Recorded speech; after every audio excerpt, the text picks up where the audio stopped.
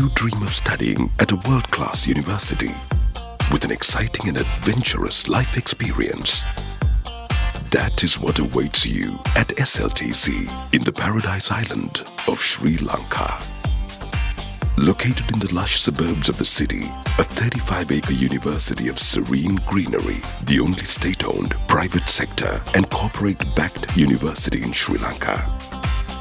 With state-of-the-art accommodation options, feel the warmth of a home away from home. Immerse in the adventure you're looking for at the world's top tourist destination of excitement, beauty, and the hub of activity, Sri Lanka.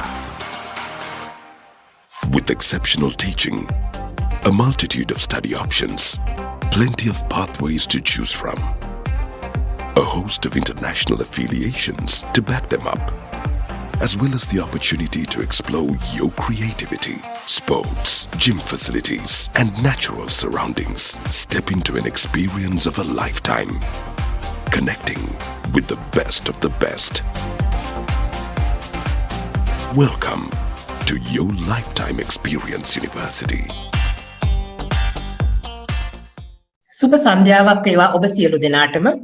විද්‍යා හා තාක්ෂණ විෂය ශාස්ත්‍රයෙන් උසස් අධ්‍යාපනයේ දැනටමත් හදාරන එමෙන්ම මෑත කාලයේදී උසස් අධ්‍යාපනයේ උසස් පෙළ අවසන් කළ සිසු දරු දැරියන් සඳහා පවත්වනු ලබන විශේෂ ආරාධිත දේශන මාලාවේ පළමු සැසිය සඳහා සහභාගී වන ඔබ සියලු දෙනාම ශ්‍රී ලංකා තාක්ෂණික විශ්වවිද්‍යාලය වෙනුවෙන් සාදරයෙන් පිළිගනු ලබන අතරම අද දින අපගේ මෙම විශේෂ දේශනයේ සඳහා ප්‍රධාන සම්පත් දායකත්වය ලබා දෙන ශ්‍රී ජයවර්ධනපුර විශ්වවිද්‍යාලයේ උපකුලපති ජ්‍යෙෂ්ඨ මහාචාර්ය සුදන්ත ලියනගේ මැතිතුමන් සාදරයෙන් ගෞරවයෙන් පිළිගනු ලබන අතර මෙම සැසිය මෙහෙයවීම සඳහා මා ගෞරවයෙන් ආරාධනා කර සිටිනවා ශ්‍රී ලංකා තාක්ෂණික විශ්වවිද්‍යාලයේ පර්යේෂණ සහ ජාත්‍යන්තර සබඳතා පිළිබඳ ආචාර්ය නන්ද ගුණවර්ධන මැතිතුමන්ට.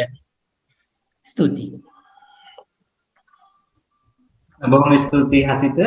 මම හිතන්නේ දෙදින අප දේශනයේ ප්‍රධාන දේශකයා වශයෙන් සහභාගී වන ශ්‍රී ජයවර්ධනපුර විශ්වවිද්‍යාලයේ උපකුලපති ජ්‍යෙෂ්ඨ මහාචාර්ය සුදන්ත ලියනගේ මැතිතුමන්ව හඳුනා දීම ලැබීම මට භාග්‍යයක් විදිහට සැලකෙනවා. මම හිතන්නේ ශ්‍රී ජයවර්ධනපුර විශ්වවිද්‍යාලයේ රසායනික විද්‍යාව පිළිබඳ ප්‍රථම උපාධිය ලබාගත් එතුමා ඉන්පසුව මහා බ්‍රිතාන්‍යයේ කාඩිෆ් විශ්වවිද්‍යාලයෙන් ඔහුගේ ආචාර්ය උපාධිය සම්පූර්ණ කරගත්තා. ඉන්පසුව එම විශ්වවිද්‍යාලයෙන්ම පශ්චාත් ආචාර්ය උපාධිය සම්පූර්ණ කරන ලද එතුමා කාලයකට පසු වසර 2000 දී ජපානයේ ඉපරක විශ්වවිද්‍යාලයෙන් තවත් පශ්චාත් ආචාර්ය උපාධියක් ලබා ගත්තා.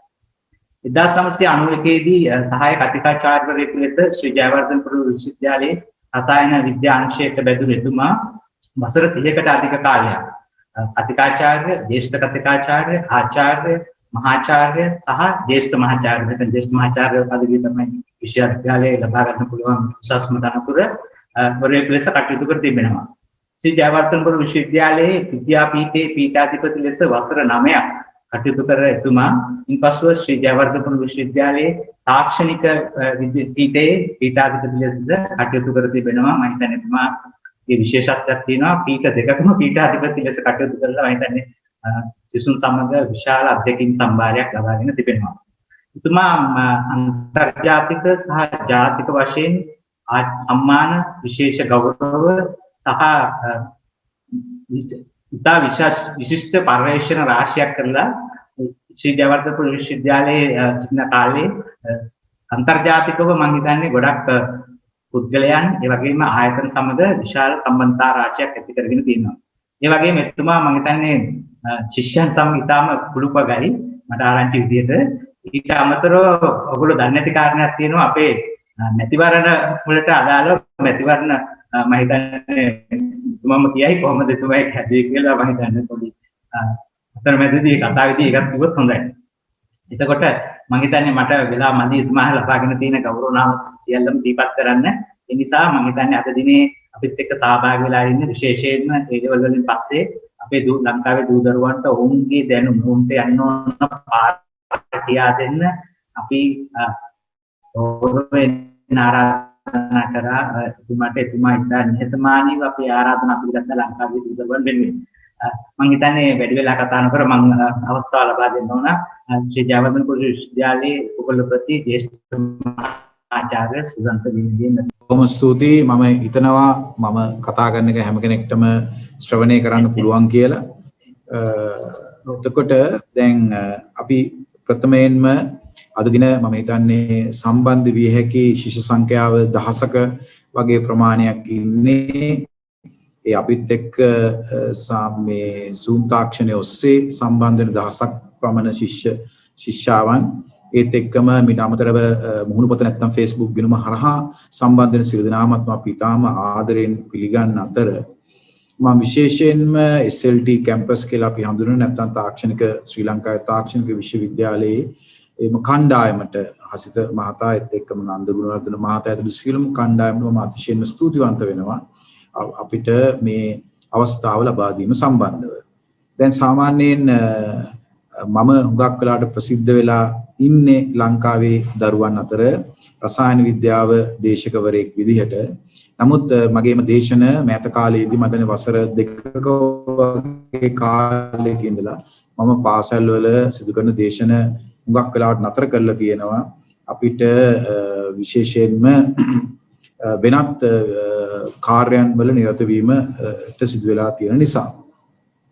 දැන් අද මේ අපි සාකච්ඡා කරන්න උත්සාහ කරන්නේ විශේෂයෙන්ම මේ තාක්ෂණ විෂය ධාරාවට සම්බන්ධ වීම සහ ඒකේ පස්සේ විශ්වවිද්‍යාල වලට තියෙන කොහොමද ඇතුල් වෙන්නේ කොයි විදිහටද කොයි වගේ උපාධි පාඨමාලාද විශ්වවිද්‍යාලය ඇතුළේ වෙන්නේ ඊට පස්සේ ඔබට වෘත්තියක් අපි කොහොමද නැත්නම් වෘත්තීමේ වශයෙන් අපි කොයි විදිහට සම්බන්ධ වෙන්නේ කියන කෙටි කාරණා කීපයක් සම්බන්ධව.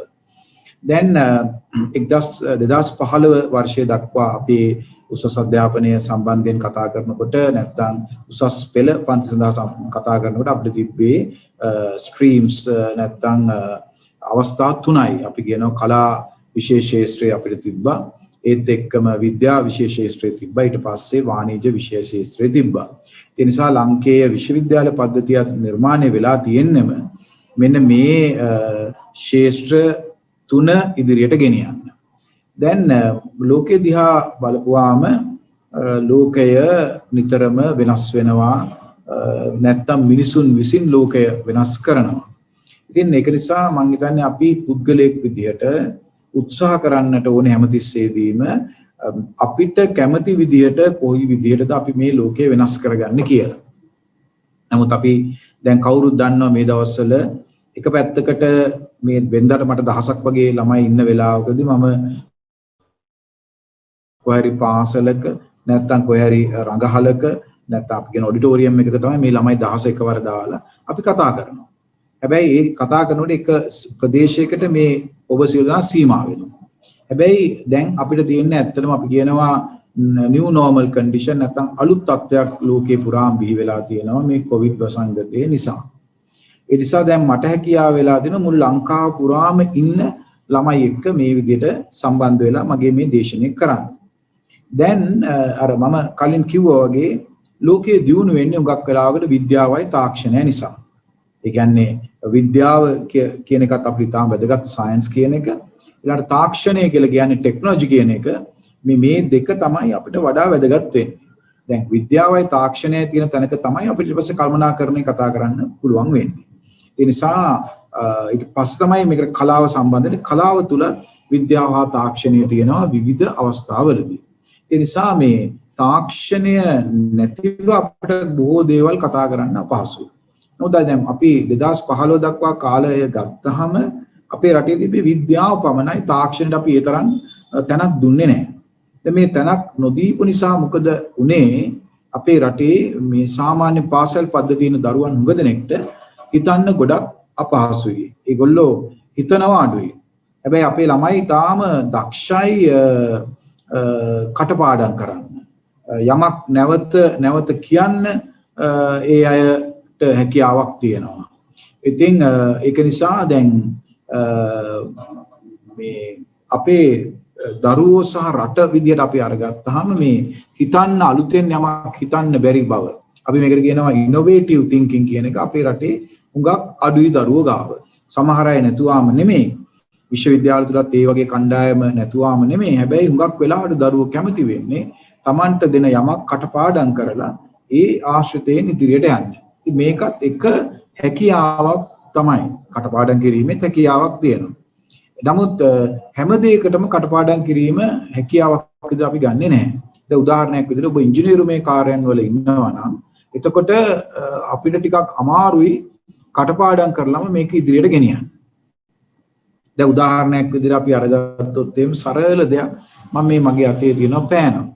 දැන් මේ පෑන බලන්න කොයිතරම් කොටස් මේ පෑන ඇතුලේ තියෙනවද කියලා. එතකොට අපි මූලික වශයෙන් ගත්තොත් මේ කොටස් දෙකක් තියෙනවා. එතකොට මේ කොටස් දෙක මේ කොටස් දෙක දිහා බලපුවාම මේ කොටස් දෙක ආකාර දෙකක්. මේකේ එක කොටසක් තමයි මේ ලියන කොටස. අනිත් කොටස මේක ප්‍රධාන වශයෙන් තියෙන ලියන කොටස ආවරණය කරන්න. මේකෙන් තමයි මේ කොටසෙන් තමයි අපි මේක කොහෙද යන ස්ථානෙට සවි කරන්නේ. අපි උගක් කලාවට පෑනක් දාගෙන යන්නේ සාක්කුවකනේ. ඒ නිසා ඒ සම්බන්ධව තමයි මේ කොටස නිර්මාණය වෙන්නේ. ඉතින් මේක පෑනක් කවදාක්වත් දැක්කේ නැති කෙනෙක් දිහා බැලුවොත් එහෙම එයා ළඟ එයාට මේ පෑන් නිර්මාණය කරන්න වෙනවා. පෑන ගැන හිතන්න වෙනවා. අපි තවත් පෑන් වර්ගයක් අරගත්තොත් මේක ඊට වඩා වෙනස්. ඒතර මේ පෑන් දෙකේ කොයි විදිහට වෙනස් කරගෙන තියෙන්නේ? ඇයි මේ පෑන්ට වඩා මේ පෑන වඩා සුදුසු වෙන්නේ? එහෙම නැත්නම් ඇයි මේ පෑන වඩා සුදුසු වෙන්නේ? මේ ඔක්කොම නිර්මාණ. මේක කවුරු හරි මුලින් හිතන්න ඕනේ. ඊපස්සේ මේ පෑනේ ගන්න මේ මැටීරියල් එක නැත්නම් මේ අමුද්‍රව්‍ය කොයි විදිහ දෙයක්ද තියෙන්න ඕනේ? මේකේ කොයි විදිහ දෙයක්ද තියෙන්න ඕනේ කියලා. දැන් මේ ඔක්කොම ගත්තොත් ඒ වඩාත්ම ඇදීමකට ලක් වෙන කොටස තමයි මේ විල්ලේ මේ කොටස. ඒතර මේකේ කොයි විදිහටද අපි වෙනස්කම් කරනවා නම් ඒ අමුද්‍රව්‍ය වල වෙනස්කම් කිරීම. මේ සියල්ලක්ම තාක්ෂණය. මේක තාක්ෂණයත් එක්ක තමයි අපි ඉස්සරහට යන්නේ. අපි අරගෙන බැලුවොත් එහෙම හැම දෙයකම තියෙන හුඟක් වෙලාට තාක්ෂණය තමයි. තාක්ෂණය නිකන් කරන්න බෑ. මේකට විද්‍යාව අවශ්‍ය වෙනවා. මොකද තාක්ෂණයේ ද්‍රව්‍ය සම්බන්ධව, ඒ ද්‍රව්‍යයන් වල ක්‍රියාකාරීත්වය සම්බන්ධව මේ හැම දෙයක් ගැනම අපි දැනගෙන ඉන්න ඕනේ යම්තාක් දුරකට. නැත්නම් අපිට නිවැරදිව තාක්ෂණය හඳුනා ගන්නත් බෑ. ඒ තාක්ෂණය යොදා ගන්නත් බෑ. ඒ නිසා තමයි අපි විශ්වාස කරන්නේ මේ තාක්ෂණය කියන එක අත්‍යවශ්‍ය අංගයක් ළමයෙකුට ඒත් එක්කම රටකට. ඉතින් මේ සියල්ල සොයලා බලලා තමයි අපි ඇත්තටම මේ තාක්ෂණික විෂයන් කියලා විෂයන් රාශියක් උසස් පෙළේදී තියෙනවා. ඇත්තටම ඉංජිනේරු කොටසත් ඇත්තටම තාක්ෂණයේ කොටසක් විදිහට තමයි අපි දකින්නේ. ඒත් එක්කම බයොලොජිකල් සයන්සස් වල නැත්නම් ජෛව විද්‍යාවෙත් සමහර කොටස් තියෙනවා තාක්ෂණයත් එක්කම යන. දැන් උදාහරණයක් විදිහට ගත්තොත් එම ආහාර සංරක්ෂණය තාක්ෂණික ක්‍රමවේදයක්. කොයි විදිහට අපි මේ ආහාර සංරක්ෂණය කරන්නේ. මේ දවස්වල මම හිතන්නේ තාමත් හොඳ මාතෘකාවක්. සමහර අය විශ්වාස කරනවා අපිට නොයෙකුත් කෘෂි භෝග වගා කිරීම සඳහා රසායනික පොහොර අවශ්‍ය නැහැ කියලා. නැත්නම් ඒ රසායනික පොහොර නැතිව කාබනික පොහොර වලින් පමණක්ම මේ අවශ්‍ය තත්වයන් යොදා ගන්න පුළුවන් කියලා. මේක මතයක් විදිහට විශිෂ්ට මතයක්. හැබැයි නමුත් ප්‍රායෝගිකව අපිට විවිධ ප්‍රශ්න නිර්මාණය වෙන්න පුළුවන්. අපි 100%ක්ම එකවරම කාබනික පොහොර වලට ගියොත්. ඉතින් මේ සියල්ලක්ම තාක්ෂණික ප්‍රශ්න සහ තාක්ෂණයත් එක්ක යන ගැටලු. ඉතින් ඒ නිසා අපි මේවා निराකරණය කරගන්නට ඕනේ. ඒ නිසා මේකට අපිට බුද්ධියක් අවශ්‍ය වෙනවා. දැනුම අවශ්‍ය වෙනවා. ඉතින් ඒ නිසා අපේ මූලික අදහස තමයි අපි කොයි විදිහටද මේ දැනුම ලබා දීම සිදු වේ යුත්තේ කියලා. ඉතින් මුලින්ම අපි විශ්වාස කරේ මේ විද්‍යාව හදාරන ළමයින්ට තාක්ෂණය පිළිබඳව හොඳ දැනුමක් ඇති කියලා. නමුත් අපි පසු කාලීනව තේරුම් ගත්තා මේ දැනගත යුතු විද්‍යා කොටස් ටික අවුරුදු 2ක් වගේ කෙටි කාලයක් තුලදී එහෙම නැත්නම් විශ්වවිද්‍යාලයට ගියාට පස්සේ අවුරුදු 3ක් නැත්නම් අවුරුදු 4ක් වගේ කෙටි කාලයකදී සියලුම විද්‍යාවේ දැනුමත් තාක්ෂණයට අවශ්‍ය වෙන දැනුමත් මේ දෙකම උකහා ගන්න බොහෝ දුරට අපහසුයි කියලා. ඒ නිසා තමයි 2015 වර්ෂ අපි මේ කටයුතු ආරම්භ කරේ 2013 දී කරලා 2015 වෙනකොට අපි උසස් පෙළට 2013 දී හඳුන්වා දීමක් කරා. මූලික කටයුතු ආරම්භ කරේ 2012 දී වගේ කරලා අපි මේ තාක්ෂණික නැත්නම් තාක්ෂණ විෂය ධාරාවත් උසස් පෙළ විෂය ධාරාවට ඇතුළත් කරා. ඉතින් මේකේ කොටස් දෙකක් තියෙනවා. එකක් තමයි ඉංජිනේරුමය තාක්ෂණය කොටස, අනිත් එක තමයි ජෛව විද්‍යාත්මක නැත්නම් ජෛව පද්ධති තාක්ෂණය සඳහා අවශ්‍ය වෙන කොටස. ඒ විදිහට මේක අර සාමාන්‍යයෙන් අපි කතා කරන විද්‍යාවේ තියෙන ජෛව විද්‍යාවයි භෞතික විද්‍යාවයි වගේ මේකෙත් මේ විදිහට කොටස් දෙකක් තියෙනවා දෙපැත්තකට දාලා. මොකද තනි කෙනෙක්ට මේ සියල්ලම හැදෑරීම් කරන්න අමාරුයි. නැත්නම් අපිට වෘත්තීමය වශයෙන් වෛද්‍යවරයෙක්, ගුරුවරයෙක්, ඊට පස්සේ කළමනාකරණවරයෙක් එහෙම විවිධ අවස්ථා ඕනේ වෙන්නේ මේ සියලුම දැනුම එක පුද්ගලයාට ගැනීමට තියෙන නොහැකියාව නැත්නම් අපහසුකම නිසා. මොකද මේක අපේ ශරීරය අරගත්තාම නැත්නම් මොළය ගත්තාම ඒ මොළයට උනත් දරා ගන්න පුළුවන් ක්‍රමවේදයන් තියෙන නිසා මම හිතන්නේ මේ අපේ අධ්‍යාපනය නිර්මාණය වෙන්නට ඕනේ මෙන්න මේ සියලුම තත්වයන් අපි ඉතා හොඳින් සලකා බලනවා. දැන් අපි තාක්ෂණය වේදය අරගත්තා. මෙතන තාක්ෂණ වේදයේ ඉංජිනේරු තාක්ෂණ විද්‍යාව නැත්නම් ඉංජිනේරින් ටෙක්නොලොජි කියන විෂයයි මේ පැත්තේ තියෙන බයෝ සිස්ටම් නැත්නම් ජෛව පද්ධති තාක්ෂණය කියලා විෂයන් මේකෙන් තමයි ඔබගේ අනාගතය තීරණය කරන්නේ. ඔබ කොයි පැත්තටද යන්නේ කියලා. ඔබ ඉංජිනේරුවෙක්ට සහාය වෙනවද? ඔබ විද්‍යාඥයෙක්ට සහාය වෙනවද? මේක තමයි මේකේ මූලික අදහස. නැත්නම් ඔබ ඉංජිනේරුවෙක්ගේ පසුපස ගිහිල්ලා එතනින් දියුණු වෙනවද? නැත්නම් ඔබ විද්‍යාඥයෙක් වගේ ගිහිල්ලා එතනින් ඔබ දියුණු වෙනවද කියන එක තීරණය කරන්න. ඉතින් මම පෞද්ගලිකව ස්තුතිවන්ත වෙනවා කවුරු හරි ශිෂ්‍යෙක් මුල් අවස්ථාවේදීම මම විද්‍යාව කරන්නේ මම කළමනාකරණය කරන්නේ නැත්නම් වාණිජ්‍ය කරන්නේ මම තාක්ෂණය තමයි කරන්නේ කියන එක තෝරා ගැනීමම මම හිතන්නේ අති විශිෂ්ට තත්ත්වයක්. මොකද අපි දැකලා තියෙනවා හුඟක් වෙලාවට සමහර විශේෂ මධ්‍යපාන්තිකයන්ගේ දරුවෝ තමයි විද්‍යාව කරන්නේ. හැබැයි මේ විද්‍යාව කරන ළමයින්ගේ ඉතා විශාල ප්‍රමාණයක් අසමත් වෙනවා. ඒකට විවිධ හේතු තියෙනවා. මොකද විද්‍යාව කරනකොට පවතින තත්ත්වයට වඩා මොකද විද්‍යාව ගොඩක් විශේෂයෙන්ම පිරිමි දරුවන්ට හුඟක් කම්මැලි තත්යකට ඇවිල්ලා තියෙනවා. මොකද විද්‍යාව කරනකොට අපි හුඟක් වෙලාවකට අපේ ලංකාවේ සිලබස් වලට හුඟක් වෙලාවකට තියෙන්නේ සිද්ධාන්තමය කරුණු හුඟක් තියෙනවා. ඒ නිසා මේ අපේ විෂය නිර්දේශ තරමක් කාන්තාලෙදි ස්වභාවයක් තියෙනවා. ඒක දියණියකට ටිකක් පහසුවෙන් කටපාඩම් කරලා සමත් වීමේ හැකියාවක් තියෙනවා. ඉතින් අපි මේ සම්බන්ධව දීර්ඝ වශයෙන් දැන් කරුණු සලකා බලලා පිරිමි දරුවන් මේ උසස් අධ්‍යාපනය සඳහා යොමු නොවීම රටේ විශාල ප්‍රශ්නයක් කියලා අපි හිතේ තියාගෙන ඒ සම්බන්ධව අපි නොයෙකුත් උපකාර කරනවා. මේ මොකද පිරිමි දරුවෝ සාපේක්ෂව කම්මැලි තරමක් ගෙදර කවුරු හරි පිරිමි දරුවෙක් ඉන්නවා නම් උඟා මාන්සි වෙලා කටපාඩම් කරලා වැඩ කරන එයා හොඳයි. නමුත් සාමාන්‍ය ශ්‍රී ලාංකේය පිරිමි දරුවා ටිකක් කම්මැලි. ලංකාවේ විතර නෙමෙයි හැම තැනකම එයා ගොඩක් කම්මැලි. නමුත් ඔහු වඩා දක්ෂතාවයක් වෙලා තියෙන මේ ඩිවයිසස් එක නොයෙකුත් උපකරණත් එක්ක වැඩ කිරීමේ තියෙන කෞශල්‍ය පිරිමි ළමයෙක්ගේ හුඟක් වැඩි ගැහැණු ළමයෙක්ට වඩා. ඉතින් මේක අපේ ලංකාවේ දැකලා තියෙනවා. නමුත් දැන් මේ විශේෂයෙන්ම උසස් පෙළේදී මේ කම්මැලිකම ගැටලුවක් වෙලා තියෙනවා පිරිමි ළමයින්ට. ඒගොල්ලෝ හුඟක් ලාඩ උසස් පෙළට ඇවිල්ලා ඒක උසස් පෙළ අතහැරලා යනවා. හුඟක් කටපාඩම් කරන්න තියෙන ප්‍රමාණය වැඩි නිසා. ඒ නිසා අපේ විශ්වවිද්‍යාල දැන් ඉතා විශාල විදියට කාන්තාවන්ගෙන් පිරිතිරමින් යන සාමාන්‍යයෙන් විශ්වවිද්‍යාලයක 65%කට වැඩියෙන් ඉන්නේ දැන් කාන්තාවෝ. ශිෂ්‍ය ගහණය පිරිමි ළමයින්ගේ ගහණය 35%ට වඩා හැම විශ්වවිද්‍යාලයකම අඩුයි. මොරටුව විශ්වවිද්‍යාලයේ දැන් මේ වෙනකොට ගොඩාක් කාන්තාවෝ ඉන්නවා. නමුත් මොරටුව විශ්වවිද්‍යාලයේ ඉංජිනේරු පීඨයේ සහ ඉංජිනේරුමේ කාර්යයන් පිළිබඳ පීඨවල තවම පිරිමි ශිෂ්‍යයෝ ටිකක් වැඩිපුර තියෙනවා. මොකද ඒක තරමක් දුරට පිරිමි ළමයින්ට ලැබි හුඟක් පාඩම් මේවල තියෙන නිසා. දැන් අපි දැන් ඒ නිසා නමුත් ඒකට ඉතා ඉහළ ගණිත දැනුමක් ඕනේ. ඒතකොට ළමයින්ට විශාල ගණිත දැනුමක් තියෙනවා තමයි යාට ඉංජිනේරු විද්‍යාව කරන්න පුළුවන් නැත්නම් ඉංජිනේරින් කරන්න පුළුවන් වෙන්නේ. හැබැයි අපි දැකලා තියෙනවා ගොඩක් පිරිමි ළමයින්ට සහ සමහර ගැහැණු ළමයින්ට ඒගොල්ලෝ හරි ස්කිල්ෆුල්. අපි කියනවා ඒගොල්ලන්ට මේ යමක් ගැන ඉතාම පහසුවෙන් හිතා ගන්න පුළුවන් ළමයි කියනවා. ඒගොල්ලෝ ගණිත දැනුම ගොඩක් අඩුයි. සමහරකට ඒගොල්ලන්ට විද්‍යාවේ ඔය අපි කතා කරන මගේ විද්‍යාව නැත්නම් රසායන විද්‍යාව කියන්නේ උගක් අපහසු සූත්‍ර සමීකරණ ඒව තියෙන කොටසක් නේ. ඒවලට ළමයි කම්මැලි, ඒගොල්ලෝ අකමැති. ඉතින් ඒ නිසා ඒගොල්ලෝ විද්‍යාව කරන්න යන්නෙත් නැහැ. එතකොට මොකද බැරි නිසා අවසානයේදී මේ ළමයි සියලු දෙනාම කලා විෂය ධාරාවට ගිහිල්ලා එකතු වෙනවා. නමුත් අපි දැකලා තියෙනවා සමාජගත වුණාම උපාධියක් අරගෙන හරි කලා විෂය ධාරාව කරලා හරි සමාජය තුළ ඒ ඇයට සරිලන රැකියාවක් නැහැ, විශේෂයෙන්ම ලංකාව වගේ රටක. ඒ නිසා කලා කරපු ළමයි උපාධියක් අරගෙනත් රැකියාව විරහිතව තමයි ඉන්නේ. ඒක තමයි අපිට තියෙන මූලික ප්‍රශ්නේ. ඒ නිසා අපි ක්‍රම කීපයක් කරගෙන යනවා. කලා උපාධිධාරියෙක් කොහොමද රැකියාව වෙළඳපොළට ඕන විදිහට වෙනස් කරගන්නේ කොහොමද කියන එකත් අපි මේ දවස්වල ඉතා දීර්ඝ විදිහට සාකච්ඡා කරගෙන යනවා. මොකද අපි දැකලා තියෙන දෙයක් තමයි අද වෙළඳපොළ තුල විශේෂයෙන්ම ඉංග්‍රීසි දැනුමත් IT දැනුමත් ඉතාම විශාල විදියට ඇගයීමක් කරලා තියෙනවා. ඒ නිසා අපි මේ කලාපාධාරීන්ටත් හැකියාවක් තියෙනවා නම් අපි උත්සාහ කරනවා මේ IT සහ ඉංග්‍රීසි දැනුම දෙන්න. දැන් මම කලින් කිව්ව කාරණේට මම නැවතත් එනකොට අර මේම ස්කිල් එකක් තියෙන ළමයෙක් අරගත්තාම ඉතින් එයාට විද්‍යාව කරන්න බැරි නම් කලාව විතරම නම් කරන්න පුළුවන් කියන එක මම හිතන්නේ අපි ළමයාට කරන අසාධාරණයක්. ඒත් එක්කම මේ හුඟක් රැකියාව වෙළඳපොලේ රැකියාව තියෙන්නේ මේ තාක්ෂණික තත්වයන් හමුවේ. මොකද අපි ලෝකේ අරගත්තාම දැන් ලෝකේ අරගෙන බලන්නකෝ.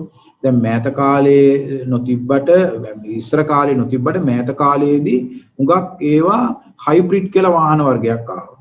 ඒතර එතන තියෙන ඊටාම තාක්ෂණය අතින් ඊටාමත්ම දියුණුවයි. ඒක සාමාන්‍ය සාම්ප්‍රදායික ඔටෝමොබයිල් කරන පුද්ගලයෙක්ට මේක පාටම හයිබ්‍රිඩ් දැනුම ආපුවාම ඒක කරා ළඟා වීමේ නොහැකියාවක් ආවා. ඊට පස්සේ දැන් මේ හයිබ්‍රිඩ් දැනුම තුළ තියෙන ඒකේ තියෙන බැටරි එක, ඒ බැටරි චාර්ජින් පොයින්ට්ස් හදාගන්න එක මේ වගේ හුඟක් වෙනස් වීම අපේ තුළ සිද්ධ වෙනවා. දැන් උදාහරණයක් ඉතාම සරලව ගන්නකො අපි බැංකුවකට ඒ කාලේ ගියාම බැංකුවට අපේ මිනිස්සු තමයි බැංකුවෙන් අපේ මුදල් ගත්තේ මුදල් දුන්නේ. නමුත් දැන් බැංකුවගේ මුදල් ගන්න සහ මුදල් දෙන්න දැන් පුද්ගලික ගාවට යවන්න අවශ්‍ය වෙන්නේ අපි ටෙලර් මැෂින් එකක් ගාවට ගිහිල්ලා කරන. ඒ කියන්නේ තාක්ෂණය තමයි ලෝකේ දියුණු වෙලා තියෙන්නේ. හැම තැනකම තාක්ෂණය හුඟක් දියුණුලා තියෙනවා. ඉස්සර මේ ඇඳුමක් මහ ගන්න වුණත් අපිට බොහොම මේ ප්‍රශ්නයක් තියෙනවා. ඒ අය මේ ඇඳුම ගොඩක් ලාට මේ හෑන්ඩ් කට් කරලා ඒ විදිය මේ දේවල් තමයි කරන්නේ. නමුත් අද වෙනකොට ඊට වඩා හුඟක් යන්ත්‍ර සූත්‍රික තා විශාල දින ලෝකයට නිර්මාණය වෙලා තියෙනවා. දැන් අපි හිතියා මේ මෑත කාලේ දින COVID-19 අරගන්නකො. එතනදී හුඟක් වෙලාවට අපිට අවශ්‍ය වෙන්නේ යන්ත්‍ර සූත්‍ර මත තමයි මේ සියලු දේ අපි හැදේ පැදෙන්නේ. PCR ටෙස්ටිං කියන්නේ තනිකරම ටෙක්නොලොජි සම්බන්ධ වෙලා කරන වැඩ කොටසක්. ඒතර ඒ නිසා දැන් මේ PCR යන්ත්‍රය සාදා ගන්න, ඒ PCR යන්ත්‍රයට අවශ්‍ය රසායනික ද්‍රව්‍ය සහ ඒකට අවශ්‍ය උපකරණ මෙවලම් නිර්මාණය කිරීම මේ සියල්ලක්ම තාක්ෂණ වේදීන්ගේ කටයුත්ත. හැබැයි අපි දැන් මේ සියල්ල හදන්න කියලා අපි ඉංජිනේරුවෙක් අරගෙන කිව්වොත් එම් සමහරකට යාට තියෙන දැනුම ප්‍රමාණවත් නැහැ. නැත්නම් යාට ඒ සම්බන්ධව තියෙන කැමැත්ත උඟක් අඩුයි. ඒක නිසා තමයි ලෝකේ ඉංජිනේරුවෙක් අරගත්තා මේ ඉංජිනේරුවට ලබා දීලා තියෙනවා තාක්ෂණ වේදීන් සමහර රටවල් වල දුප්පත් රටවල් වල 4 දෙනෙක්වත් ඉන්න ඕනේ කියලා කියනවා. පොහොසත් රටක නම් 10 දෙනෙක් වගේ ප්‍රමාණයක් සිටිනවා නම් කියලා අපිට වඩා හොඳයි කියලා හිතනවා. ඒ නිසා මේ තාක්ෂණ වේදීන් සහ තාක්ෂණ වේදේ තමයි ගොඩාක්ම වැදගත් වෙන්නේ ලෝකේ සහ රට දියුණු කරන්න. දැන් මේ මගේ අපේ අතේ තියෙන අපි සාමාන්‍යයෙන් කතා කරන අපි තාම පහසුවෙන් මේ කතා කරන මේ මොබයිල් ෆෝන් එක අරගෙන බලන්න. දැන් මේ මොබයිල් ෆෝන් එක කියලා කියන්නේ තාම විශිෂ්ට තාක්ෂණික මෙවලමක්. මේ තාක්ෂණික මෙවලමක්. දැන් මේක අපි දුරකථනයක් විදිහට විතරක් නෙමෙයිනේ භාවිතා කරන්නේ. අපි තාම මේකේ තියෙන ඇප්ලිකේෂන්ස් අරගෙන දිහා බැලුවාම ඔබට පෙනෙයි තා විශාල ඇප්ලිකේෂන් රාශියක් තියෙනවා මේක ඇතුලේ. හැබැයි මුලින්ම මොබයිල් ෆෝන් එක හදපුවාම මේ තරම් ඇප්ලිකේෂන්ස් ගොඩක් මේක ඇතුළට ආවේ නැහැ. ඒ කියන්නේ තාක්ෂණය තමයි මේක දියුණු කරේ. තාක්ෂණය තමයි දියුණු කරේ. දැන් මේක අද වෙනකොට අපි කවුරුත් දන්නවා ඉතාම පහසුවෙන් මේක ටෝච් එක ඕනනම් මේක ඇතුලේ ටෝච් එක තියෙනවා. ඒ නිසා මේ විදිහට අපිට මේක ටෝච් එකක් විදිහට පාවිච්චි කරන්න පුළුවන්. බලන්න අපේ ගෙවල් වල ඊතරම් අධ්‍යාපනයක් නොලබපු සාමාන්‍ය කෙනෙක්ට උනත් මේක මේ ඉතාම පහසුවෙන් ටෝච් එක කියන කොටස හොයාගෙන ඒ කාරණේ කරන්න පුළුවන්. මේක දැන් බලන්න අද කොයිතරම් Google Maps තියෙනවා. ඊට පස්සේ මේක ඇතුලේ තියෙනවා කොයිතරම් දේවල් තියෙනවද. ඉතින් දැන් ඒ නිසා තමයි මේ අද අපිට හිතා ගන්නත් අමාරුයි මොබයිල් ෆෝන් එකක් නැති කෙනෙක්. මොබයිල් ෆෝන් එකක් දන්නේ නැති කෙනෙක්. දැන් එක මීට අවුරුද්දකට ඉස්සෙල්ලා අපේ දරුවෙක්ට මොබයිල් ෆෝන් එක අල්ලන්නවත් දෙමව්පියෝ දුන්නේ නැහැ. නමුත් COVID-19ට පින් සිද්ධ වෙන්න දැන් හැම ළමයෙක්ට මොබයිල් ෆෝන් එක නැතුව බැරි වෙලා තියෙනවා. ඒ නිසා මේ මොබයිල් ෆෝන් එකේ මේ ඇප්ලිකේෂන් සියල්ලක්ම ඉතාමත්ම වැදගත් වෙනවා. දැන් අද අපිට දියණියක් වුණත් පිරිමි ළමයෙක් වුණත් පාරමක අතරමං වෙන්න දෙයක් නෑ. යා ළඟ මොබයිල් ෆෝන් එකක් තියෙනවා නම් එයාට පුළුවන් Google Map එක දාගෙන මේක දිහා බලාගෙන අවශ්‍ය ස්ථානයට යන්න. මේක ඇතුලේ කැල්කියුලේටර් එක තියෙනවා. ඒක තමන්ට ඕනේ අවශ්‍ය ගණනය කිරීම මේක ඇතුලේ අපිට තාම පහසුවෙන් කරන්න පුළුවන්. ඉතින් ඒ නිසා මේ අපි කියන හොඳ ඩිවයිසස් කියලා. දැන් මට ටිකක් වෙලාවකට හිතෙනවා මේ උපකරණය මට ස්ථිරිකයක් විදිහට පාවිච්චි කරන්න පුළුවන්ද කවදා හරි දවසකදී කියලා. දැන් එහෙම ළමයින්ට හිතෙන්න ඕනේ. අලුත් දෙයක් කියලා. එහෙම නැත්නම් මේක මට පුළුවන් ද මගේ ඇඟේ කුණු ඉවත් කරගන්න නැත්නම් ඇඳුම් වල තියෙන කුණු ඉවත් කරගන්න වගේ දෙයක් පුළුවන් ද මේකෙන් අපි කරන්න. ඒතර ඒ කියන්නේ වොෂින් මැෂින් එකක් විදිහට අපිට පුළුවන් වෙයිද මේක පාවිච්චි කරන්න. දැන් washing machine එකක් කියලා කිව්ව හැටිය කෙනෙක්ට හිතෙන්නේම මේ අපි වතුරේ රෙදි දාලා හොදනවා කියන සංකල්පය. ඔකනේ අපිට හිතෙන්නේ. හැබැයි වතුර අත්‍යවශ්‍යමද යම්කිසි කුණු කොටසක් ඉවත් කරගන්න අපිට වෙන යම්කිසි ක්‍රමයක් තියෙයිද? ඉතින් අන්නේ ඒ වගේ අපිට අලුත් දේවල් හිතන්න පුළුවන් වෙන්න ඕනේ. ඒව නැත්තම් මේක පුළුවන් ද අපිට අයනින් සර්ෆේස් එකක් බවට මේකපත් කරන්න. මොකද මේකේ තාම සුමට සර්ෆේස් එකක් තමයි අපේ මොබයිල් ෆෝන් එකේ තියෙන්නේ. ඉතින් මේ සර්ෆේස් එකයි ගෙදර ඉස්තිරික්කේ සර්ෆේස් එකයි හුඟක් සමානයි. අපිට පුළුවන් වේද යම් කිසිලාකදී මේක අයනින් එකක් විදිහට මේ විදිහට අයන් කරගන්න මේ හදිස්සි අවස්ථාවකදී එවැනි දෙයකට පවා මේකපත් කරගන්න පුළුවන්. දැන් මෙන්න මේ වගේ අපි අලුත් දේවල් හිතුනොත් තමයි අපිට මේ ලෝකය වෙනස් කරන්න පුළුවන් වෙන්නේ. ඒක සාමාන්‍ය අපි කියනවා ලෝකේ මිනිස්සු නිර්මාණය වලට සාමාන්‍ය මිනිස්සු ඉන්න. ඒගොල්ලෝ බොහොම සතුටුයි සාමාන්‍ය විදිහටම ඔහේ යන්න. ඒගොල්ලෝ ordinary people කියලා අපි කියන්නේ. හැබැයි ලෝකේ වෙනස් කරන්නේ සාමාන්‍ය මිනිස්සු නෙමෙයි. extraordinary people අපිට ඕනේ. ඒ කියන්නේ අසාමාන්‍ය මිනිස්සුන් අපිට ඕනේ. නැත්නම් exceptional people අපිට ඕනේ. ඒ කියන්නේ විශිෂ්ටයන් අපිට ඕනේ. විශිෂ්ටයන් සහ දාර්ශනිකයන් තමයි නැත්නම් මේ extraordinary කට්ටිය තමයි මේ ලෝකේ වෙනස් කරන්නේ.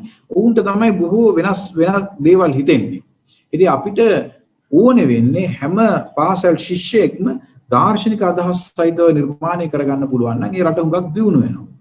දැන් අපි ගත්තොත් එimhe සමහර රටවල් ජපානය, කොරියාව, වියට්නාමය වගේ රටවල් වලත් පුළුවන් තරම් මේ අපි අධ්‍යාපන ක්‍රමයත් එක්කම නිර්මාණය වෙන්නෙම වෙනස්ව හිතන ළමයි. හැබැයි අපේ රටේ එහෙම නිර්මාණයක් නැහැ. අපේ රටේ හරිම ඒ රාමුව ඇතුලේ හිතන ළමයි තමයි අපි ගාවේ එන්නේ. ඒ නිසා අපි විශ්වාස කරා 2013 දී මේ තාක්ෂණ වේදේ හඳුන්වා දීමත් එක්ක අපේ රටේ දරුවෝ වෙනස් වෙයි, දරුවෝ හිතන විදිය වෙනස් වෙයි කියලා. ඉතින් අර මම කිව්ව දැන් ගොඩක්ම පිරිමි දරුවෝ ඉන්නවා. ඒගොල්ලෝ ගණිතයට කැමතිත් නැහැ, විද්‍යාව ලොකුට හදාරන්න කැමති නැහැ. මොකද උන්ට තාම පහසුවෙන් පුළුවන් වාහනයක කොටස් කෑලි ගලව ගන්න. ඊට පස්සේ උන්ට පුළුවන් මේ මොබයිල් ෆෝන් එකේ ඇප්ලිකේෂන්ස් ඔක්කොම හදාගන්න. උන්ට පුළුවන් තවත් විවිධ ඩිවයිසස් එක්ක වැඩ කරන්න, කම්පියුටරයත් එක්ක වැඩ කරන්න පුළුවන්. ඒ නිසා අපිට අවශ්‍ය වුණා මෙන්න මේ කට්ටියවත් ආකර්ෂණය කරගන්න විශේෂයෙන් උසස් පෙළ අධ්‍යාපනය සඳහා. ඉතින් ඒ නිසා තමයි අතර මේ තාක්ෂණ විෂය ධාරාව අපි හඳුන්වලා දුන්නේ.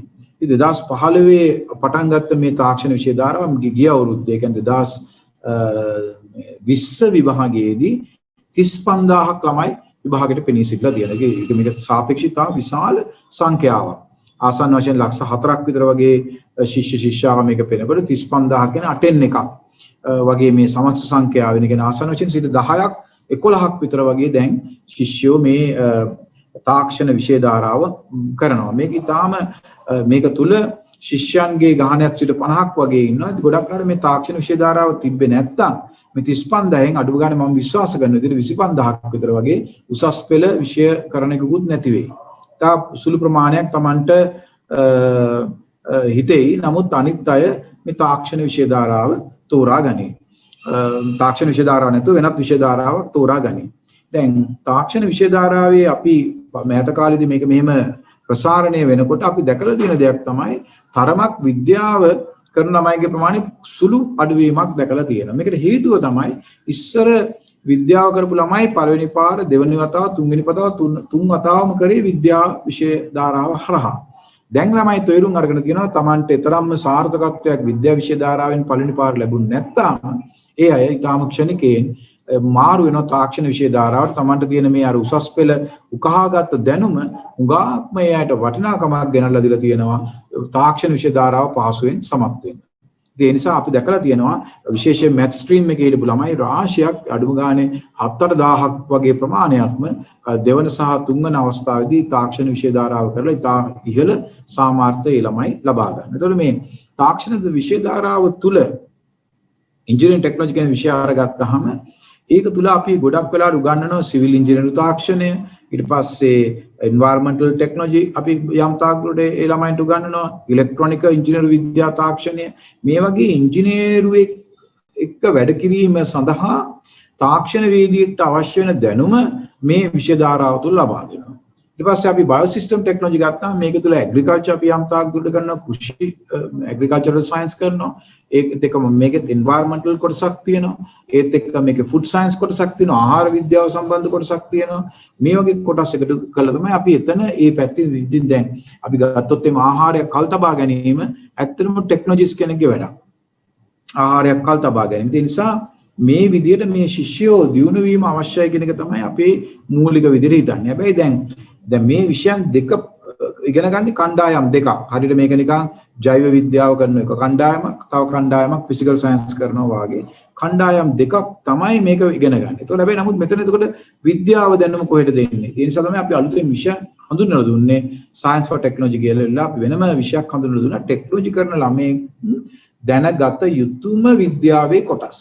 ඒකේ රසායන විද්‍යාවේ කොටස් යම් ප්‍රමාණයක් තියෙනවා, තරමක් ඉහළව තියෙනවා මේ භෞතික විද්‍යාව කොටස්, ගණිතය ගැන සුළු හැඳින්වීමක් තියෙනවා, සංඛ්‍යානය ගැන දැනුමක් තියෙනවා.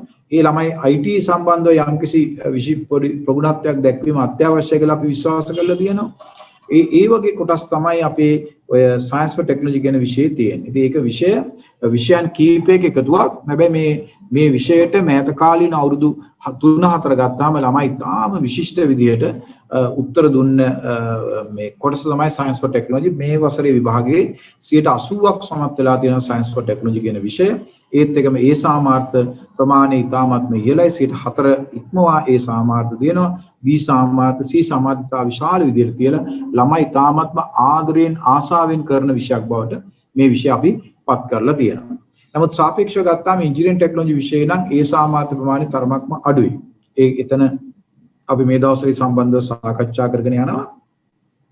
ඊට අමතරව අපි පසුගිය වසරේ විභාගයේ ඉඳන් ඒ කියන්නේ 2020 විභාගයෙන් අපි සුවිශේෂී වෙනසක් තාක්ෂණික විෂය ධාරාව තුල කරා. ඒ තමයි තාක්ෂණ විෂය ධාරාව හදාන්න ළමයෙක්ට ගණක යන්ත්‍රයක් නැත්නම් අපි කියනවා කැල්කියුලේටරයක් ඒ විභාග ශාලාවට ගෙනියන්න ඉඩ දුන්නා. ඒ කැල්කියුලේටරේ තමා විසින් ගෙනිය ගන්න ඕනේ. අපි කියන තාමත්ම මූලික non programmable කැල්කියුලේටරයක්. ඒ කියන්නේ FX100 වගේ ඒ ආකෘතියේ තියෙන කැල්කියුලේටරයක් අපි ළමයින්ට ගෙනියන්න දුන්නා පසුගිය විභාගයේදී.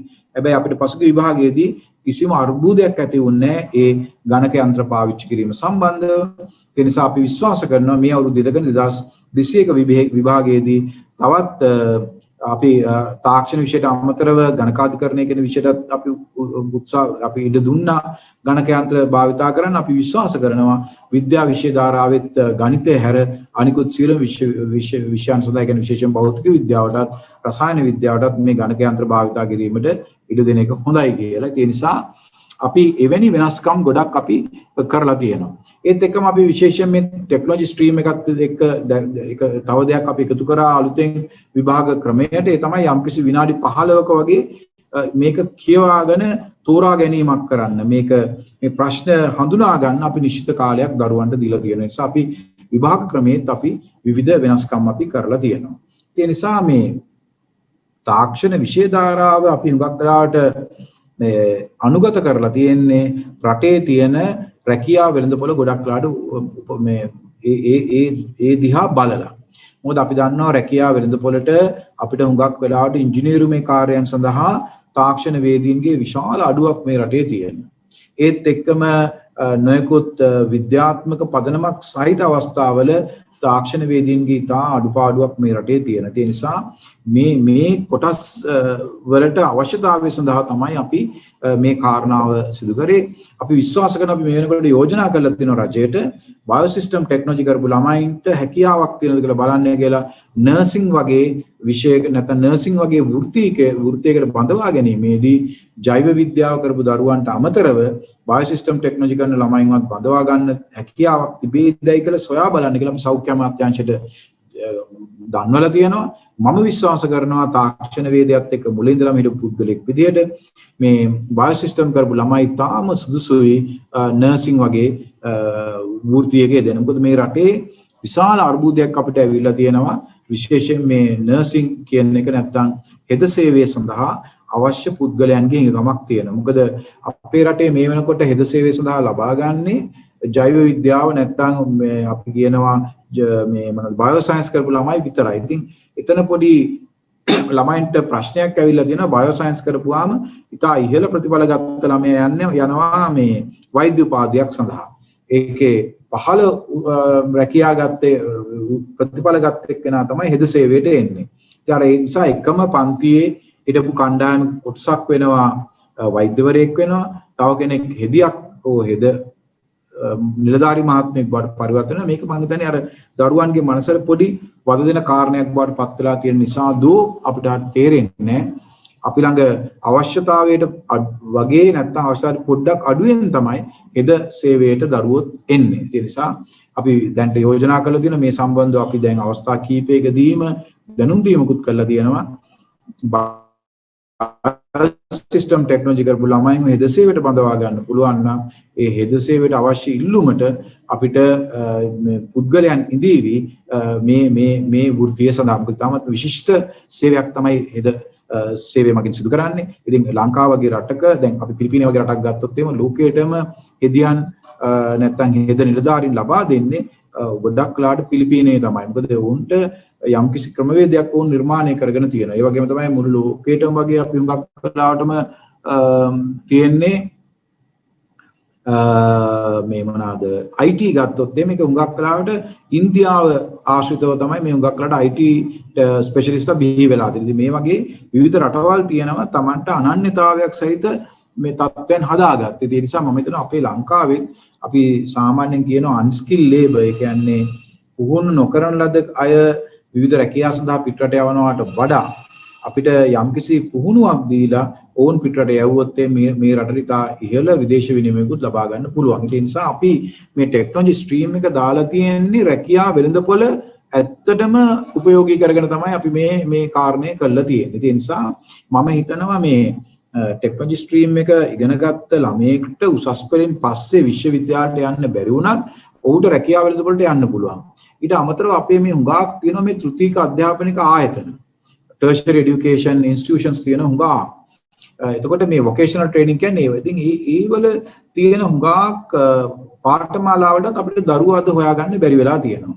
ඉතින් මේකට වෙලා තියෙන කලාව ඉගෙනගත්ත ළමයෙක් හුඟක් කාලේ මේ වගේ පාඨමාලාවට නැඹුරු වෙන්නේ අඩුවෙන්.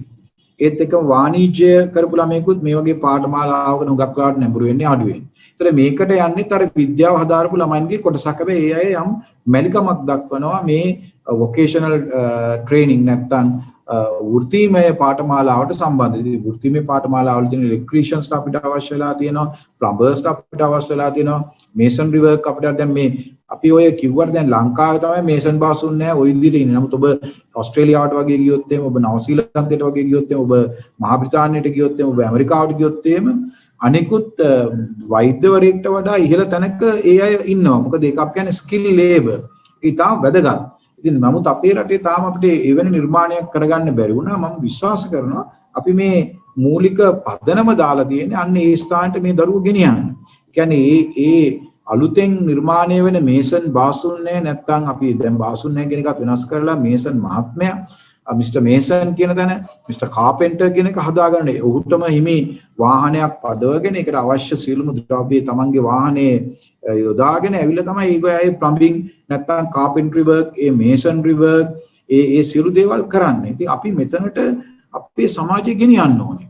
නැත්නම් සාම්ප්‍රදායික බුලත් කන ඒ නැත්නම් හවසට මේ තමන්ගේ මේ කාරණය කළ ඊට පස්සේ අපි කවුරුත් දන්න මද්යසාරේ පානය කළා තමන් උපයා ගන්න ධනය යම්තා ප්‍රමාණයකට ඒ සඳහා යොමු කරන කණ්ඩායම අපි මේ යම්කිසි විදිහකට අධ්‍යාපනයක් ලබා දීලා දැන් ඒ අය ගොඩක් වෙලාවකට තමන් මුලින්දලම අත්උදව් පුද්ගලයෙක් විදිහට ඉඳගෙන ඊට පස්සේ තමයි මේ තත්ත්වවලට ඇවිල්ලා දෙන කාලයක් එක්ක අපිට එහෙම නෙමෙයි අවශ්‍ය වෙන්නේ මුලදීම මේ ස්කිල් ලේබර් එක අපිට හදන්න මේ බලන්න ලේත් මැෂින්ස් කොච්චර මේ රටේ තියෙනවද ඒකට අවශ්‍ය වෙන දැන් මම මේ කතා කරන්නේ මේ ටෙක්නොලොජි කරපුවා මෙතන ඉන්නවා කියන එක නෙමෙයි මම මේ කතා කරන්නේ ටෙක්නොලොජි විෂය ධාරාව කරලා අසමත් වුණා ඔබට ඕනේ තරම් අවස්ථාව තියෙනවා වෙනත් රැකියාව සඳහා. ඉතින් මම මේ කිව්වේ මේ පොදුවේ මගේ ඉතා විශාල මේ දරුවෝ ප්‍රශ්න අහනවා. මම ඒ වලට මට ලැබෙන අවස්ථාවල ඉදිරියට මම උත්සාහ කරන්නම් ඒ අයට තියෙන මේ දේවල් කතා කරන්න. මම මේ මුලින්ම ඔබට කතා කරේ මේ ටෙක්නොලොජි තාක්ෂණික විෂය ධාරාව ඔබ ඉගෙන ගැනීම නිසා ඉදිරියේදී ඔබට ඇති වෙන්න පුළුවන් වාසිදායක තත්ත්වය මොනවද කියලා. ඒ නිසා අපි තාක්ෂණ පීඨ වලට අවශ්‍ය දරුවෝ දෙන්න බලාපොරොත්තු වෙනවා මේ මගින්. ඒත් එක්කම තාක්ෂණය පදනම් කරගෙන අවශ්‍ය රැකියාව වෙළඳපොළට පුද්ගලයෝ බිහි කරන්න බලාපොරොත්තු වෙනවා. ඒත් එක්කම අපි විශ්වාස කරනවා අපිට අනිවාර්යෙන්ම මේ අපිට පුළුවන් වෙයි කියලා මේ අර වෘත්තීය පුහුණු වලට අවශ්‍ය වෙන දරුවෝ ටිකක් මේ හරහා ලබා දීලා ඒ වෘත්තීය පුහුණු පාඨමාලාත් මීට වඩා ඉහළ තැනකට ගෙනියන්න. දැන් ඒ නිසා තමයි ඒත් දැන් ඒතර මේ තව විශේෂත්වයක් තියෙනවා මේ වෙනකොට මේ තාක්ෂණික විෂය ධාරාව තුළ තාක්ෂණික විෂය ධාරාවේ කරන ළමයින්ට අපි ICT විෂය ඉගෙන ගන්න කියලා කියනවා. මොකද ලෝකයේ අපේ වැඩි ඉල්ලුමක් තියෙන එක විෂයක් තමයි IT නැත්නම් ICT විෂය. දැන් අද ලංකාවේ අවුරුද්දකට අපි ලක්ෂයක් විතර වගේ IT විෂය ගන්න ළමයි ඕනේ. හැබැයි ලංකාවේ ICT නැත්නම් ඒ IT විෂය උසස් පෙළට කරන්නේ ඉතාමත්ම අඩු ප්‍රමාණයක්. ඒක 30000ක් වගේ ප්‍රමාණයක තවම අපිට තියෙන. මේක අපි වහ ලක්ෂයකට දෙකකට වැඩි කරගන්නට ඕනේ. ඒ නිසා මේක තවමත් මම හිතන්නේ මේ හරියට මේ විෂය සම්බන්ධයෙන් තියෙන මාකටිං එක ගොඩක් වෙලාවට කරලා නැහැ. එහෙම කරලා තිබ්බනම් එහෙම අපේ රටේ තියෙන ඉතා විශාල විදිහට පෞද්ගලික ආයතන ඒ පෞද්ගලික ආයතන වල ඔබට බැඳිලා මේ IT විෂය ඉදිරියට ගෙනියන්න පුළුවන්. උන්ට ඉතාමත් ඉහළ වැටුප් ලැබෙනවා. සමහරු මේ IT විෂයත් එක්ක ගොඩක් වෙලාවට අපි IT විෂය ඉගෙන ගත්තාම නැත්නම් ICT විෂය ඉගෙන ගත්තාම අපි හුඟක් වෙලාවට සේවය කරන්නේ ලෝකේ වෙනත් රටවල් වලට. එතකොට දැන් උදාහරණයක් විදිහට ගොඩක් තියෙන අවස්ථාවක් තමයි දැන් මේ IT විෂය ඉගෙන ගත්තාම අපිට පුළුවන් ඇමරිකාවේ තියෙන කම්පැනිස් වලට අපේ සේවය ලබා දෙන්න. දැන් අපි දැකලා තියෙනවා ලංකාවේ ඔය ගොඩක් බිස්නස් ඔපචුනිටිස් ඇවිල්ලා තියෙන්නේ ඇමරිකාව වගේ රටවල් එක නැත්නම් ඕස්ට්‍රේලියාව වගේ රටවත් එක නැත්නම් මහා බ්‍රිතාන්‍යයත් වගේ රටක. එතකොට ඒගොල්ලෝ අපි නිදා ගන්න කාලේ තමයි ඒගොල්ලෝ ඇහැරලා ඉන්නේ. එතකොට අපිට පුළුවන් රාත්‍රී කාලයේදී වැඩ කරලා ඒගොල්ලන්ට අවශ්‍ය වෙන IT දැනුම ලබා දෙන්න. ඉතින් ඒගොල්ලෝ නිදාගත්තාම ඊළඟ දවසේ උදේට ඒගොල්ලන්ගේ මේසුඩ ෆයිල්ස් එනවා ලංකාවේ අය ඉන්දියානුවන් අපි කට්ටිය ඔක්කොම එකට එකතු වෙලා ඒගොල්ලන්ට ඒ තියෙන අවශ්‍ය IT දත්ත ටික අපි උන්ට ලබා දෙනවා ඊළඟ දවසේ වැඩ කරන්න. ඉතින් මේක ඉතාමත්ම හොඳ අවස්ථාවක්. ඉතින් මේ தത്വෙට අපි යා යුතුයි. නැත්නම් අපි සාමාන්‍ය සාම්ප්‍රදායික විෂයන් කරලා මේ රට අපිට ගොඩ ගන්න හුඟක් අපහසුයි කියලා අපි විශ්වාස කරන්නේ. ඒ නිසා මේ දරුවෝ මෙන්න මෙතනට එන්නට ඕනේ. ඉතින් දැන් මම මෙච්චරලා කතා කරේ මූලික අවස්ථා දැන් සෑහෙන වෙලාවකුත් අපි ගත කරලා තියෙනවා මේ IT මෙම තාක්ෂණික විෂයන් හැදෑරීම නිසා ඔබට තියෙන අවස්ථාවන් ගැන. ඊට පස්සේ මම කතා කරන්න කැමති ඔබ හොඳටින් විභාගයේ සමත් වුණොත් එහෙම ඔබට අද මේ විශ්වවිද්‍යාල පද්ධති විශ්වවිද්‍යාල 11ක තාක්ෂණික විෂය ධාරාව අපි උගන්වනවා. එතකොට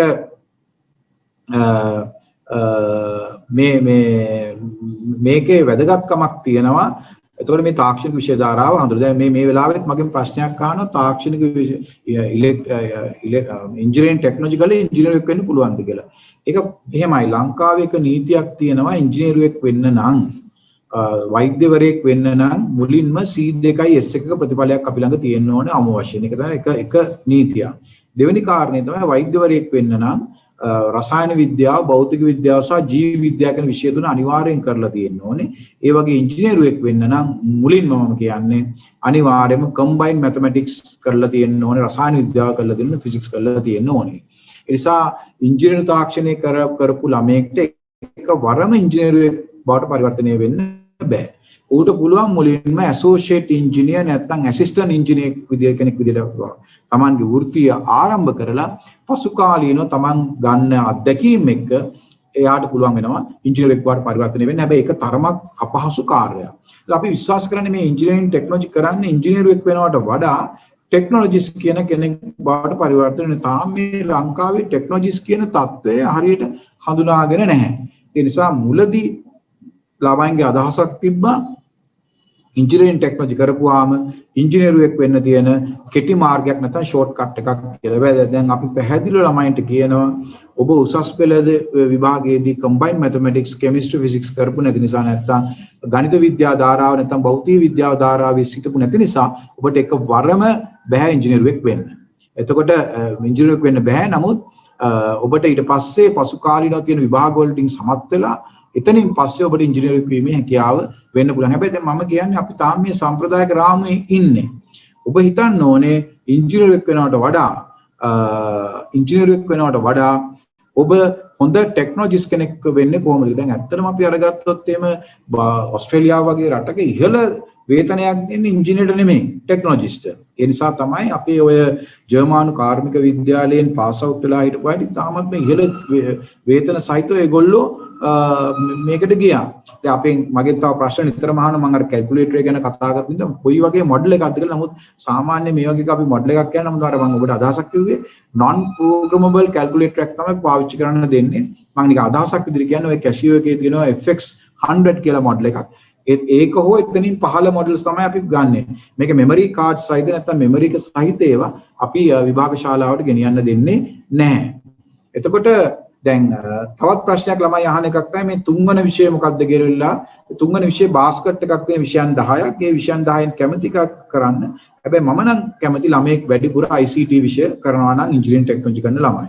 ඒත් එක්කම කෘෂි විද්‍යාව වගේ විෂයක් කරනවා නම් ඔබගේ ක්‍රමයේ හුඟක් වෙලාවකට මේ පුළුවන් මේ කාරණේ කරගන්න. සමහර ළමයි අහනවා මේ software engineer කෙනෙක් වෙන්න පුළුවන්ද කියලා මම. ඔව් ඒක පුළුවන්. software engineer කෙනෙක් කියන්නේ ඉංජිනේරුවේ විෂයක් නෙමෙයි. software engineering කියලා කියන්නේ ඕනෑම කෙනෙක්ට ළඟා කරගන්න පුළුවන් විශේෂ ශාස්ත්‍රයක්. ඉතින් ඔබ ICT කරපුවාම ඒ ICT වල ඉහළට යනකොට software engineering කියන එක ඇත්තටම මේකේ කොටසක්. සමහරවන බයෝටෙක්නොලොජි කරන්න පුළුවන් නේද? නෑ.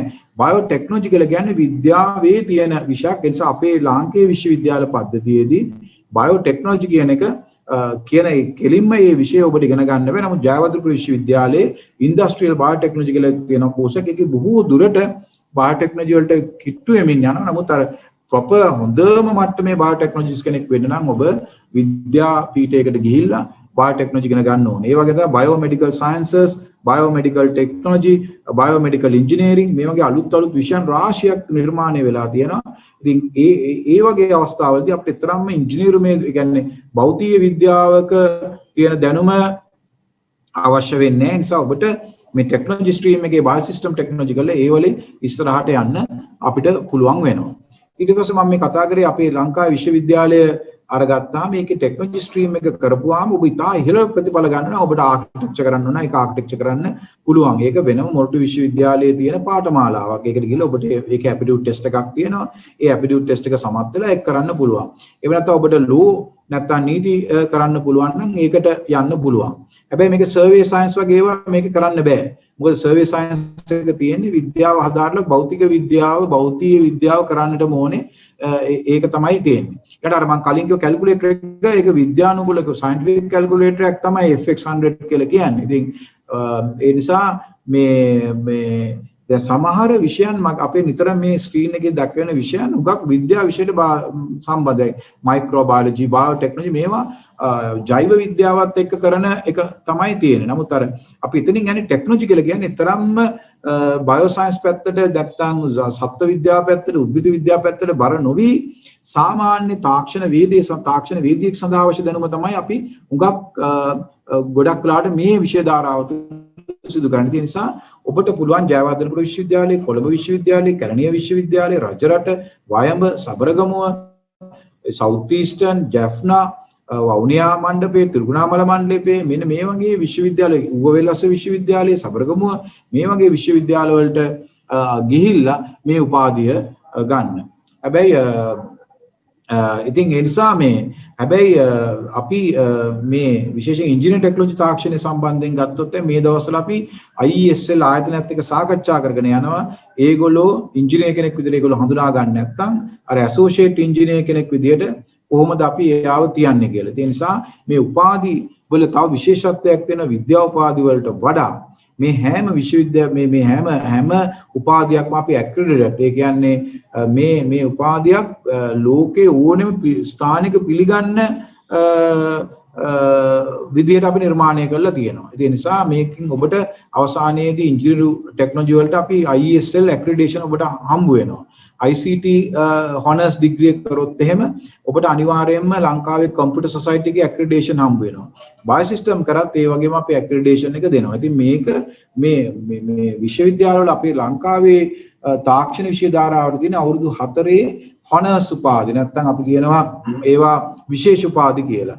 ඒවල තියෙන ගෞරව උපාධි දෙන අවුරුදු 4ක්ම ඔබ විශ්වවිද්‍යාලයේ ඉන්නට ඕනේ. ඉතින් ඒ විදිහට තමයි අපි මේ කතාව අපි කරගෙන යන්නේ. ඉතින් ඒ නිසා මේ විශ්වවිද්‍යාල තුල දැන් හැම විශ්වවිද්‍යාලයකම තාක්ෂණ පීඨ නිර්මාණය වෙමින් ගිහිල්ලා තියෙනවා.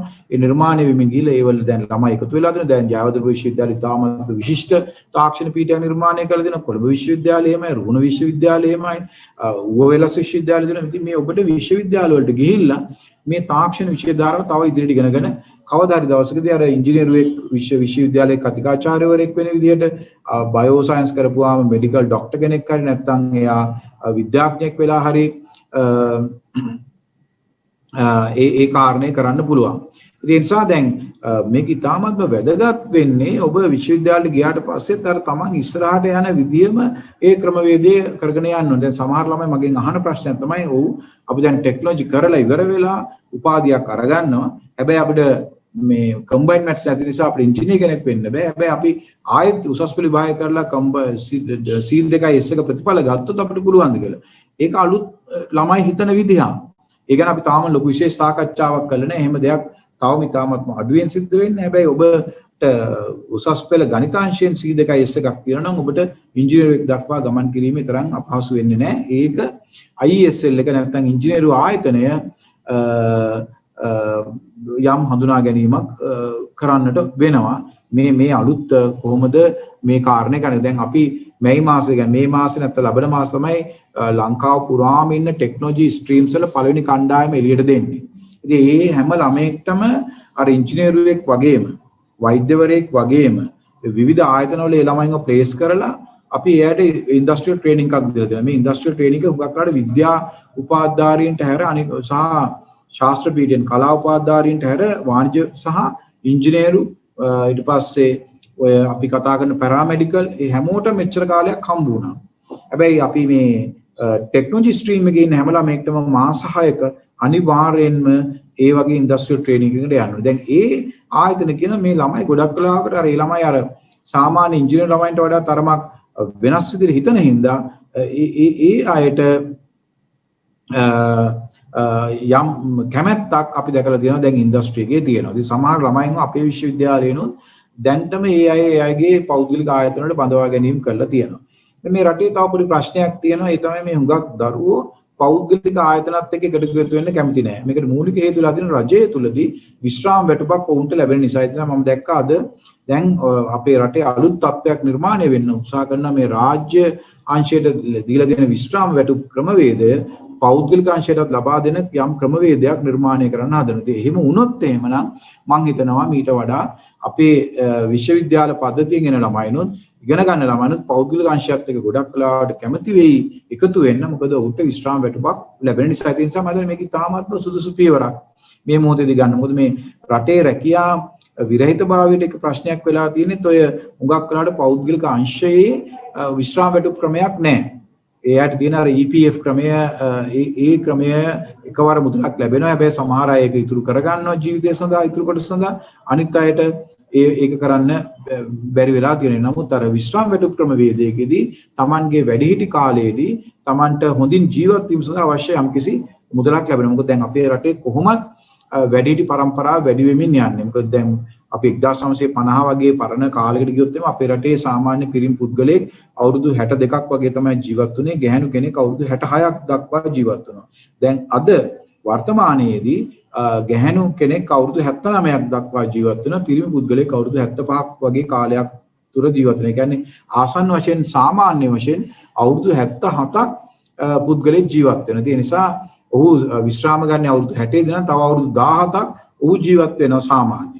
හැම කෙනෙක්ම අවුරුදු 17ක් ජීවත් වෙන්නේ නැහැ. ඒ කියන්නේ මේ ඉපදුනාට පස්සේ හැම කෙනෙක්ම මරණයටපත් වෙනවා. ඒක කුඩා බිරින්දාගේ ඉඳන් අවසාන වශයෙන් මේ ඇවරේජ් එකක් දක්වාමපත් වෙලා අවසානයේදී අවුරුදු 100ක් කවුරුත් ජීවත් වෙන්නේ නැහැ තාම. තාම අපහසුයෙන් තමයි අපේ රටේ කෙනෙක් අවුරුදු 100ක් ජීවත් වෙන පිට රටත් එහෙමයි. දැන්ට ඔය ජපානයේ ස්විට්සර්ලන්තයේ ඒ වගේ රටවල් වල තමයි ඉතා ඉහළ රටවල් වල තමයි මේ ඉතා ඉහළ මේ ජීවිත අපේක්ෂා කාලයක් තියෙන එක අවුරුදු තවමත් තියෙන 85 90 වගේ. දැන් අපේ ලංකාවද ඉතාම විශේෂ තැනක තියෙන්නේ.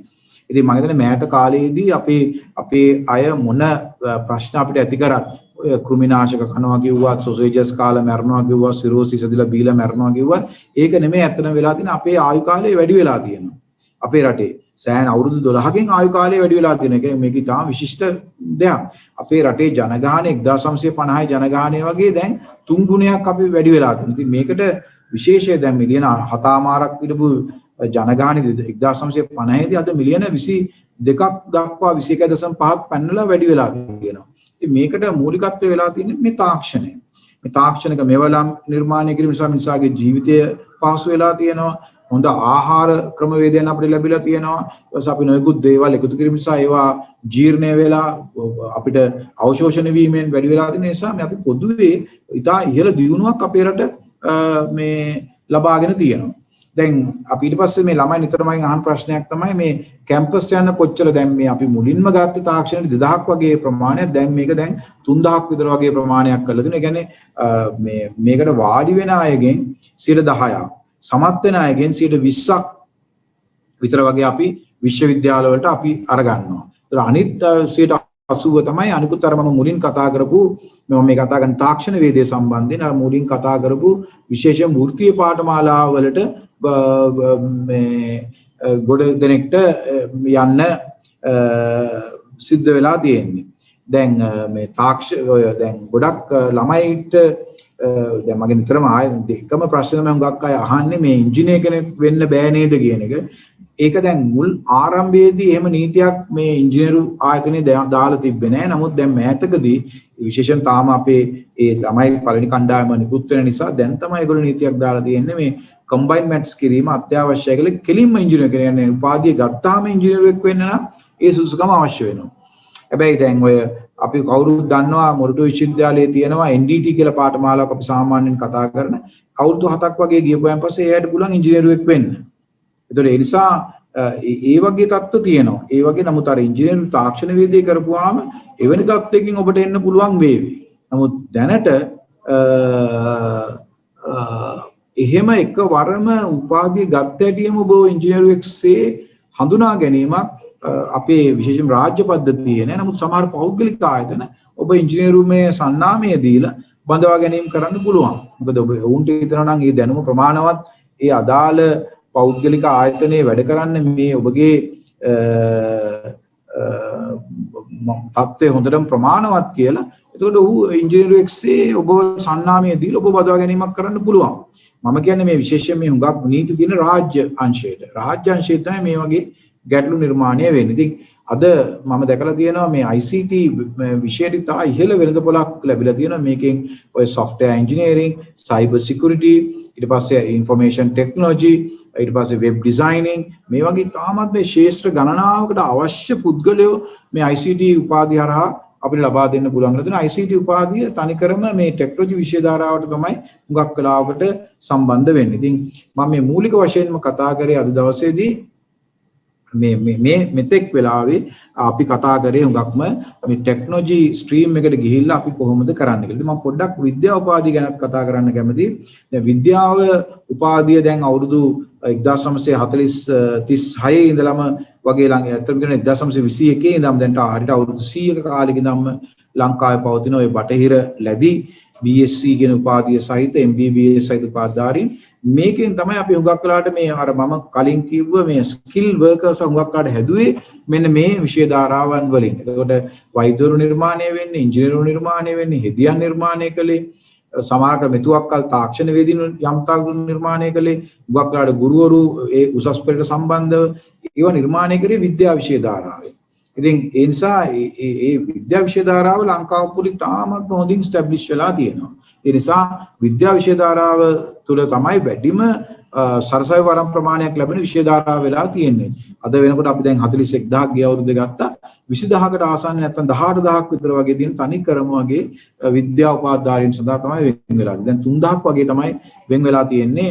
අපිට ඔය මෙතෙක් වෙලා අපි කතා කරපු සාපේක්ෂව අඩු ශිෂ්‍ය සංඛ්‍යාවක් ඉන්න තාක්ෂණ වේදයට වැඩිම ශිෂ්‍ය සංඛ්‍යාව දැන්ටත් බඳවා ගන්න 15000ක් විතර වාගේ කලා උපාධිධාරීන් තමයි බඳවා ගන්නේ. තව අපි 7000ක් විතර වගේ උපාධිධාරීන් බඳවා ගන්නවා වාණිජ අංශයෙන්. ඒතර ඒ නිසා තවමත් අපි කලා උපාධාරීන් ඉතා ඉහළ ප්‍රමාණයක් 40ක් විතර වගේ හදන්නේ කලා උපාධාරීන්. ඉතින් කලා උපාධාරීන්ගේ ප්‍රශ්නේ වෙලා තියෙන්නේ ඔවුන්ගේ උපාධිය හරහා ඉගෙන ගන්න ඔවුන් උකහා ගන්නා දැනුම සමාජය තුළ ක්‍රියාත්මක වීම ඔයගලන්ට ගොඩක් වඩා පහසු වෙලා තියෙනවා. ඒ නිසා ඒ අයට හුඟක් වෙලාවට සිද්ධ වෙලා තියෙන්නේ එක්කෝ ගුරුවරියක් විදියට බාලාංශ ගුරුවරියක් විදියට බැදෙන්න නැත්නම් වෙනත් ඔය සෞන්දර්ය කලා අය නම් ඒ අංශයේ ගුරු මහත්මයාත්මින් විදියට බැඳෙන අපේ රටේ වැඩි ප්‍රමාණයක් ගුරු මහත්මයාත්මින් ඉන්නේ කලා විෂය ධාරාවේ විශේෂයෙන්ම ප්‍රාථමික සහ මැද පන්තිවල ඉන්නේ ඒ අය. ඉතින් ඒ නිසා තමයි අපි හුඟක් වෙලාවට දැකලා තියෙන්නේ පාරේ හුඟක් වෙලාවට මේ රැකියා විරහිත උපාධාරී කියලා රාශියක් ඉන්නවා පාරේ. අපි දැකලා තියෙනවා ඒ අය පාරේ නොයෙකුත් උද්ඝෝෂණ කරනවා. ඒකට හේතු වෙලා තියෙන්නේ ඒගොල්ලෝ විශ්වවිද්‍යාලයට ගිහලා ඉගෙන ගත්තත් පාසලට ගිහලා ඉගෙන ගත්තත් ඒ අය ඉගෙන ගන්න දැනුමට සරිලන රැකියා වෙළඳ පොලේ නැහැ. ඒ නිසා මම මේ අවස්ථාවේදී දරුවන්ට විශේෂයෙන්ම දෙන්න කැමති මූලිකම වැදගත්ම දේ තමයි ඔබ මුලින්ම තෝරා ගන්න ඕනේ ඔබ රැකියා වෙළඳ පොළ තුල තියෙන රැකියාවක් තමයි අපි මේ සිදු කරන්න ඕනේ. එතකොට ඒ නිසා අපි වඩාත් සුදුසුයි විද්‍යා වාණිජ්‍ය සහ ටෙක්නොලොජි වගේ දේවල් කරන එක. ඊට පස්සේ ලංකා උපාධිය කරාට පස්සේ ඔබට පුළුවන් පිටරට හෝ දේශීය වශයෙන් MSc උපාධි කරන්න. ඊට පස්සේ අපිට පුළුවන් ඔබට අවශ්‍ය නම් PhD උපාධියක් දක්වාම ගෙනියන්න. දැන් අපේ පළවෙනි කණ්ඩායම තාක්ෂණ පීඨය ළඟදී පිට වෙනවා. දැන් මම වෙනම වැඩපිළිවෙලක් හරි ගස්සලා තියෙනවා. උපකුලපතිවරයා විදිහට ඒකෙන් තෝරාගත්ත ශිෂ්‍ය ශිෂ්‍යාවන් කීප දෙනෙක් තෝරගෙන උන්ට PhD උපාධිය දක්වාම ඔන්න ගෙනියන්නේ කොහොමද කියන එක පෙන්වා දෙන්න. මොකද අපේ විද්‍යාපීඨවල තා විශාල විදිහට දරුවන් පිටරට විශේෂයෙන් ඇමරිකාවට, ඇමරිකා එක්සත් ජනපදයට, නවසීලන්තයට, ඕස්ට්‍රේලියාවට, දැන් වර්තමානයේ නැවතත් මහා බ්‍රිතාන්‍යයට, ඊපස්සේ තව යුරෝපීයන් රටවල් වලට යන තමන්ගේ උසස් අධ්‍යාපනය සඳහා. ඉතින් මේක තවම අපිට අලුත් තාක්ෂණ විෂය ධාරාව කරන ළමයින්ට අපි බලාපොරොත්තු වෙනවා ඒ ළමයින්ටත් මේ වෙනත් ලෝකේ වෙනත් ස්ථානවල තියෙන මේ අවස්ථාවන් ගැන පැහැදිලි කිරීමක් කරලා ඒ පාඨමාලාවක් කොහොමද කරන්න කියන එක ගැන ඒ පාඨමාලාවට කොහොම සම්බන්ධ වෙන්නේ කියන එක ගැනත් අපිට කියලා දෙනවා. තවත් ගොඩක් ළමයි අහන හෙදියෙක් වෙන්නේ කොහොමද කියලා. දැනට අපේ රටේ තියෙන තත්ත්වය තමයි හෙදියෙක් වෙන්න නම් ඇය අනිවාර්යයෙන්ම ජෛව විද්‍යාව කරලා තියෙන්න ඕනේ, S3ක සාමාර්ථය තියෙන්න ඕනේ. ඊට අමතරව සෞඛ්‍ය අමාත්‍යාංශය හරහා දැන්වීම් පළ කරලා හෙදියන් කෙලින්ම බඳවා ගන්නවා. හෙදියන්ට අභ්‍යාස කාලයක් තියෙනවා. ඒ අභ්‍යාස කාලෙත් සාධාරණ වැටුපක් දීලා අර නර්සින් කොලෙජස් කියලා මතන ඒගොල්ලන්ගේ කොලෙජස් තියෙන 17ක් හෝ 18ක් ඒ හරහා තමයි මේ බඳවා ගැනීම සිදු වෙන්නේ. ඉතින් දැන්ට ඔටෝමොබයිල් වගේ විෂයක් කරගත්තාම මේ ගොඩක් රට ඉංජිනේරු විෂයක්. නමුත් අපේ ජයවර්ධනපුර විශ්වවිද්‍යාලයේ, යාපනයේ විශ්වවිද්‍යාලයේ, ඒ වගේ තෝරාගත් විශ්වවිද්‍යාල කීපයක ටෙක්නොලොජි ෆැකල්ටිස් වලත් මේ අපි දැන් ඔටෝමොබයිල් කියන එක හඳුන්වා දීලා තියෙනවා. එතකොට මේ ඒක තමයි කියන්නේ දැන් තව ඔබ මෑතකදී නම් උසස් පෙළ ප්‍රතිඵල ලැබුණේ. එහෙනම් දැන් තව සතියකින් විතර වගේ වෙළඳපොළ නිකුත් වෙනවා. මේ අවුරුද්දේ එක පාඨමාලාව බඳවා ගැනීම සම්බන්ධයෙන් ප්‍රතිපාදන කොමිසම් සභාවේ පොත. ඒ පොත පරිහරණය කරලා බලන්නේ. පරිහරණය කරලා බලපුවාම ඔබට පෙනෙයි ඒ විශ්වවිද්‍යාල වලින් හඳුන්වා දෙන පාඨමාලා මොනවද කියලා. ඒක හොඳින් කියවන්න. කියවගෙන බලලා තමයි ඔබ තෝරා ගැනීම කරන්න ඕනේ කොයි වගේ දෙයක්ද යන්නේ කියලා. ඊට පස්සේ මේ සමහරු දැන් ඉල්ලීමක් කරන ඉතා විශාල විදිහට මේක YouTube එකට දාන්න කියලා මම විශ්වාස කරනවා. SLT ආයතනයේ මේකේ අවශ්‍ය කොටස අරගෙන අඩුම ගානේ විනාඩි 40කටවත් මේක මේ එඩිට් කරලා YouTube එකට හරි මුදාහරි කියලා නැත්නම් සමස්ත ප්‍රෝග්‍රෑම් එකම YouTube එකට මුදාහරින්න පුළුවන් නම් දරුවන්ට ඉතා විශාල විදිහට මේකෙන් බෙනිෆිට් වෙයි කියලා මම විශ්වාස කරනවා. හැබැයි ඔබට ලැබෙන උපාධිය B.Tech උපාධියක් නෙමෙයි. ඒකත් මම කියන්න ඕනේ. B.Tech වලට වඩා නැතුව අපි දෙන්නේ Bachelor of Engineering Technology, Bachelor of Biosystem Technology, Bachelor of ICT කියන ඩිග්‍රීස් තුන විතරයි මේ ටෙක්නොලොජි ෆැකල්ටිස් වලින් හම්බ වෙන්නේ. B.Tech ඩිග්‍රී එක අපේ ලංකාවේ තියෙන්නේ විරුද්ධ විශ්වවිද්‍යාලයේ විතරයි. ඒක ගොඩක් වෙලාවට ඇසෝෂියේට් ඉංජිනේර්ස්ලා. ඒ කියන්නේ ඒක කරන්නේ B.Tech උපාධි ගන්න ලංකාවේදී නම් භෞතික රසායන විද්‍යාව, භෞතික විද්‍යාව කරලා තියෙන, ඒ කියන්නේ ෆිසිකල් සයන්ස් කරලා තියෙන්න ඕනේ. ඒ ඇයට ඉංජිනේරු ඇසෝෂියේට් ඉංජිනේර් වගේ මුලදී ගිහිල්ලා පසු ඉංජිනේරුවෙක් වෙන්න තමයි අපි මේ B.Tech ඩිග්‍රීස් නිර්මාණය කරලා තියෙන නිසා ඔබට මේ ටෙක්නොලොජි ෆැකල්ටිස් වලින් BTech degrees දෙන්නේ නැහැ. ඒක මතක තියාගන්න. ඒ නිසා මේ පොත අරගෙන හොඳින් පරිශීලනය කරන්න, හොඳින් කියවන්න. කියවලා තවදුරටත් මේක දැනුම දියුණු කරගන්න. දැනුම දියුණු කරගෙන ඔබ ඉහළ ඉලක්කය ඔබගේ ජීවිතයේ ඉලක්ක කරා යන්න ඕනේ. අපි හැමෝම එහෙමයි. අපි සාමාන්‍ය අපි හැමෝම උපදින්නේ එකම විදිහට. අපි මේ බයොලොජිකලි අපි කියනවා අපි ඔක්කොම homo sapiens sapiens නැත්නම් sapiens sapiens ලා. ඒක අපිට ඔක්කොම එක වගේ මොලයක් තියෙන, එක වගේ ඇඟක් තියෙන. හැබැයි කෙනෙක් වෛද්‍යවරයෙක් වෙනවා, තව කෙනෙක් කම්කරුවෙක් වෙනවා. ඒ වෙන්නේ ඔබේ මොලේ භාවිතා කරන විදිහ අනුව තමයි වෙන්නේ. ඒතර මේ පොත් මේ මම අර කලින් කතා කරපු පොත් තව ටික දවසකින් ප්‍රධාන පොත් හල්වල තියෙයි. සරසවි බුක් ෂොප් එක, සමේවර්ධන බුක් ෂොප් එක, විජිතයාපා ගොඩගේ මේ වගේ බුක් ෂොප් ඊළඟ ඔබ ප්‍රාදේශීය තියෙන පොත් හල් වලට ප්‍රතිපාදන කොමිසම මගින් මුදා හරිනවා. සමහර අන්තර්ජාලයේ ඇති පසුගිය පොත් ඒ නිසා ඒ නිසා අපිට මේ පොත් අරගෙන ඔබ හොඳට කියවන්න, ටිකක් වෙලාවක් ගත කරන්න. කවුරු හරි කිව්ව පළියට පෙරදින විශ්වවිද්‍යාලයේ, කටුබැද්ද විශ්වවිද්‍යාලයේ කියන විශ්වවිද්‍යාල දෙකේ ටෙක්නොලොජි ස්ට්‍රීම්ස් පවතින්නේ නැහැ. අනිකුත් විශ්වවිද්‍යාල වල මේක කියවලා Tamanට වඩා ලැබි දේ තෝරගන්න. අනිත් හැමතැනකම එහෙමයි. හැම විෂය ධාරාවක් සම්බන්ධවම කියවන්න. ඉතින් ඒ නිසා ඒක තමයි ඉතින් හැබැයි මට පෞද්ගලිකව කියන්න බෑ මේක තමයි හොඳම මේක තමයි හොඳ කියලා ඒක පුද්ගල සම්බන්ධයි එක කෝසස් අරගත්තාම. එතකොට අපිට ඔය ඔබ සමහර කාලෙ මේ කුඩා නම් වලින් හඳුන්වන හැම එකක්ම අපි කරන්නේ ඉතින් නමුත් එක එක ප්‍රධාන විෂය ධාරාව තුළ ඔබ හිතන බලාපොරොත්තු වෙන කුඩා විෂය එකක තියෙනවා. මේ පොතේ නම තමයි යුනිවර්සිටි ග්‍රාන්ට් කමිෂන් එකෙන් දෙන ඇඩ්මිෂන් year 2021 ඇඩ්මිෂන් බුක් එක අපිට 20 ඔබ කරේ 2020 විභාගයේනේ 21නේ අපිට 2020 උසස් පෙළ සම්බන්ධයෙන් තියෙන පොත තමයි ප්‍රතිපාදන කොමිෂන් සභාවෙන් ලබා දෙන ඇඩ්මිෂන් පොත. නැනෝ ටෙක්නොලොජි ගැනත් තියෙනවා. නැනෝ ටෙක්නොලොජි නම් අපේ මේ තියෙන එකේදී විශේෂයෙන්ම වයඹ විශ්වවිද්‍යාලය තමයි ප්‍රධාන පාඨමාලාව තියෙන්නේ. මෙගාට්‍රොනික්ස් හැමතැනකම තියෙනවා. ඔබ ඔය කියන ඔබට තියෙන ප්‍රශ්න වලට හොඳ විසඳුමක් තමයි අර 2020 ඇඩ්මිෂන් පොත. ඒ නිසා මම ටිකක් වෙලා කතා කරා. මම පැයකට වඩා වැඩි කාලයක් කතා කරා. මගේ විෂය රසායන විද්‍යාව. ගොඩක් අය අහනවා රසායන විද්‍යාව කළා මොනවද කරන්න පුළුවන් රැකියාවල් කියන්න කියලා. දැන් ලංකාවේ රසායන විද්‍යාව තියෙන දියුණුව ගොඩක් අඩුයි. අපේ රටේ තිබ්බ හුඟක් කර්මාන්ත ශාලා පසුගිය කාලයේදී විශේෂයෙන්ම මේ මොකද්ද පුද්ගලීකරණය කරන නිසා වැහිලා ගිහිල්ලා තියෙනවා. ඒ නිසා රසායන විද්‍යාව කරලා ඉතා ඉහළ ප්‍රතිඵල ගත්තා. අනිත් එක තමයි මට කියන්න ඕනලා දෙයක් තිබ්බේ ඔබ විශ්වවිද්‍යාලයට ගියාට පස්සේ උත්සාහ කරන හොඳ ප්‍රතිඵලයක් ගන්න. ඉහළ සාමාර්ථයක් ගන්න, ප්‍රථම පන්තියක් ගන්න, ෆස්ට් ක්ලාස් එකක් ගන්න, සෙකන්ඩ් අපර් එකක් ගන්න, සෙකන්ඩ් ලෝවර් එකක් ගන්න. නැත්නම් දැන් අපි කතා කරන්නේ අලුත් මාතෘකාව GPA, grade point average. හොඳ ඉහළ GPA එකක් අරගන්න. එහෙම ගත්තොත් ඔබේ ජීවිතේ උගාවක් වෙලාවකට පහසු වෙනවා. ඒ නිසා අපි ගොඩක් වෙලාවට ඉන්නේ උගාවක් වෙලාවට ඉන්නේ ඔබට පහසුකම් සපයන්නේ විදියට. දැනට අපි 2021 විභාගයේ දිනයක තීරණය කරලා දැනට තියෙන්නේ ඔක්තෝබර් මාසෙක. නමුත් අලුතෙන් ඇවිල්ලා තියෙන තත්ත්වයක් එක්ක සමාහකාර මේ ඔක්තෝබර් මාසයේ දිනේ එහාම පුළුවන් නොවෙන්නත් පුළුවන්. එක විදියක් තමයි පොඩ්ඩක් අපි සිලබස් වල ප්‍රමාණ අඩු කරලා අපිට ඕනනම් අපිට පුළුවන් මේ තත්ත්වය අපිට තියාගෙන ඉන්න. ඉතින් මම හිතන්නේ විවිධ ප්‍රශ්න අහන සිංහලෙන් ලෙක්චර්ස් දෙන්නේ නැත්තේ කැම්පස් වල. මොකද හේතුව තමයි විශ්වවිද්‍යාලයට ගියාට පස්සේ ඔබට අලුත් ලෝකය ගැන දැනගන්න ඕනේ, පරිශීලනය කරන්න ඕනේ. ඉතින් අන්තර්ජාතික භාෂාවකින් තමයි අපිට දේශන කරන්න වෙලා තියෙන්නේ. ඒ නිසා මම විශ්වාස කරනවා ඔබ සියලු දෙනාම යමක් අද මේ දවසෙන් ගන්න ඇති කියලා.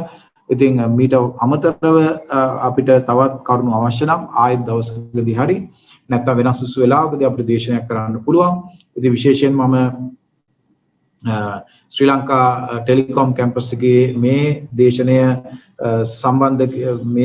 පැවැත්වීම සම්බන්ධයෙන් මට ආරාධනා කිරීම සම්බන්ධයෙන් මම ස්තුතිවන්ත වෙනවා.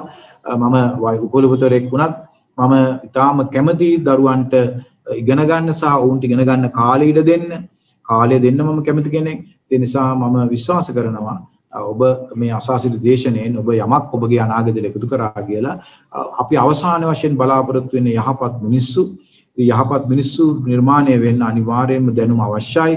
ඉතින් ඒ දැනුමෙන් පිරිපුන් යහපත් සමාජයක් බිහි කිරීමට අපි සියලු දෙනාටම හැකි වේවායි කියලා මම අවසාන වශයෙන් ප්‍රාර්ථනා කරනවා. ස්තුතියි.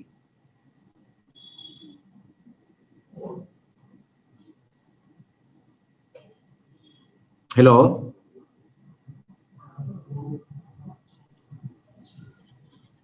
නන්ද ගුණවර්ධන මහත්මයා, එතකොට තවත් දුරටත් මොකක්ද දන්නේ මේක ඉදිරි කොටස පවතින හසිත බොහොමත්ම ස්තුතියි ජ්‍යෙෂ්ඨ මහාචාර්ය සුදන්ත ලියනගේ මැතිතුමනි, ඔබතුමන්ගේ වටිනා කාලය වැය කොට මෙම දේශනයේ සඳහා සහභාගී වීම පිළිබඳව ඒ වගේම මා විශ්වාස කරනවා දැනටමත් උසස් අධ්‍යාපනයේ තාක්ෂණික ශාස්ත්‍රයෙන් හදාරන ඒ වගේම හැදෑරීමට බලාපොරොත්තු වන සිසු දරු දැරියන්ට ඉදිරියේදී රැකියා තෝරා ගැනීමේදී ඒ වගේම උසස් අධ්‍යාපනයේදී විෂයන් තෝරා ගැනීමේදී මෙම දේශනයේ ඉතාමත්ම ප්‍රයෝජනවත් වෙයි කියලා අවසාන වශයෙන් මා ස්තුතිවන්ත වෙනවා මෙම දේශනයේ මෙහි ආචාර්ය නන්ද ගුණවර්ධන මැතිතුමන්ට. එමෙන්ම මම ස්තුතිවන්ත වෙනවා දේශනයේ සඳහා සහභාගී වූ දහසකටත් වඩා අධික සිසු දරු දැරියන්, ගුරු භවතුන්, ඒ වගේම දෙමව්පියන්ටත් බොහොමත්ම ස්තුතියි නැවත වතාවක්. ඔබ සියලු දෙනාටම නැවතත් මෙවැනිම දේශනයකින් සහභාගී වෙනතුරු සියලු දෙනාටම නිරෝගිමත් වාසනාවන්ත අනාගතයක් ලැබේවා කියලා මම ප්‍රාර්ථනා කරනවා. බොහොමත්ම ස්තුතියි. Thank you very much.